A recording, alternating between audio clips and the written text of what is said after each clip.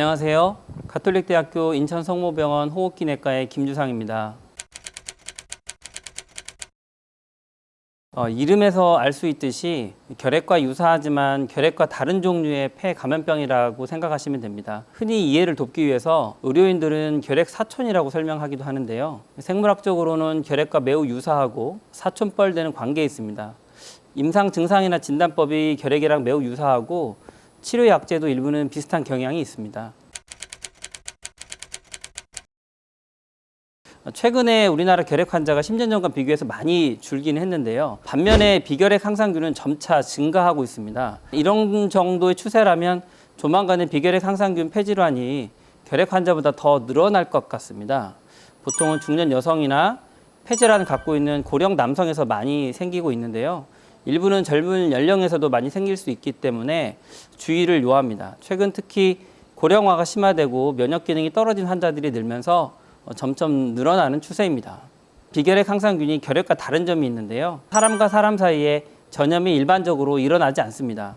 면역 기능이 떨어진 경우에는 일부 균이 사람 사이 전염이 알려져 있긴 하지만 대체적으로는 사람 사이에 전염되는 일은 없다고 생각하시면 됩니다. 원인을 사실은 정확히 알긴 어려운데요.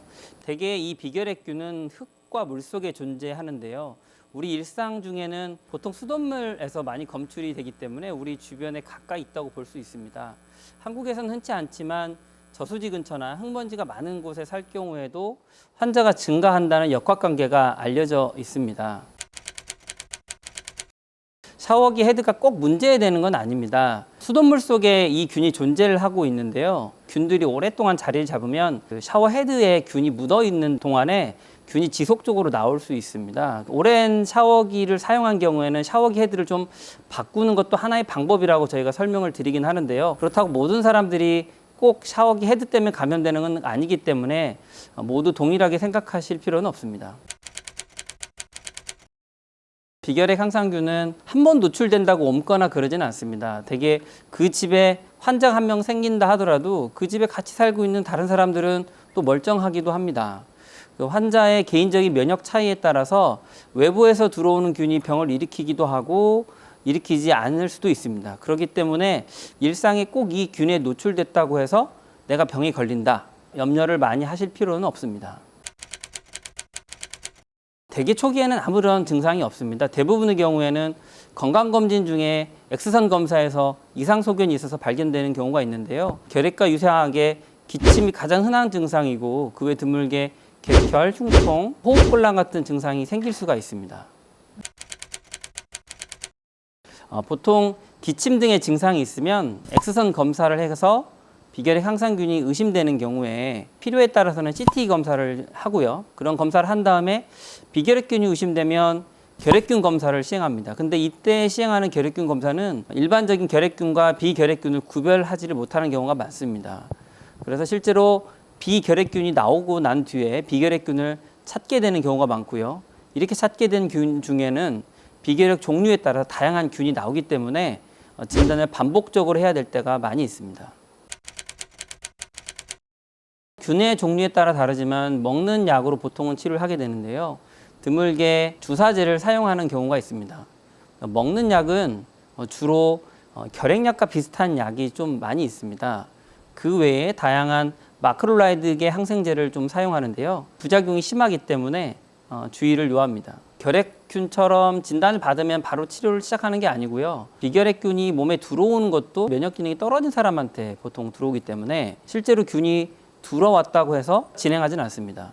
대개 10명 중에 한 3명 정도만 진행되기 때문에 진행되는 환자만 골라서 치료를 보통 하게 됩니다. 그래서 균이 들어왔다 하더라도 증상이 생기는 환자만 저희가 치료를 하고 있다, 이렇게 생각하시면 됩니다. 치료를 저희가 이렇게 신중히 선택하는 이유는 치료 기간이 매우 길기 때문입니다. 최소 12개월이지만 실제로는 18개월, 2년 이상 치료하는 경우가 많습니다. 그리고 약물 부작용도 심하기 때문에 치료를 매우 신중하게 생각하고 담당 의사랑 반드시 상의해서 치료 시작 기간을 결정해야 됩니다. 마크롤라이드 항생제나 결핵약이 일반적으로 위장관계 부작용이 심합니다. 속 미식거리고 밥맛을 잃고 구역질이 나서 실제로 식사를 잘 못하게 되고요. 리판핑, 피부가 빨갛게 달아오르는 발진이 생기고 혈소판 감소증처럼 위험한 부작용이 올 수 있습니다. 그 외 드물게 주사제를 사용하는데요. 이 주사제는 장기간 사용하면 신장 기능이 떨어지고 청력 손상이 오는 아주 치명적인 문제가 있기 때문에 장기간 사용할 때는 반드시 전문가와 함께 상의를 하셔야 됩니다.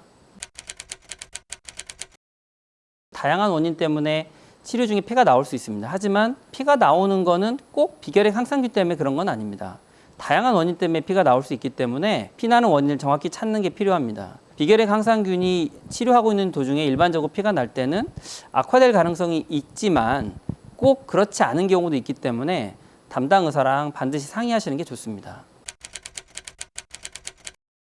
네, 사실 비결핵 항상균 폐질환에 대한 치료는 아직까지는 없다고 생각을 하셔야 됩니다. 대부분 사용하고 있는 건 비결핵 항상균을 위해서 개발된 약제가 아니라 기존에 사용했던 약들을 비결핵 항상균에 사용하고 있습니다.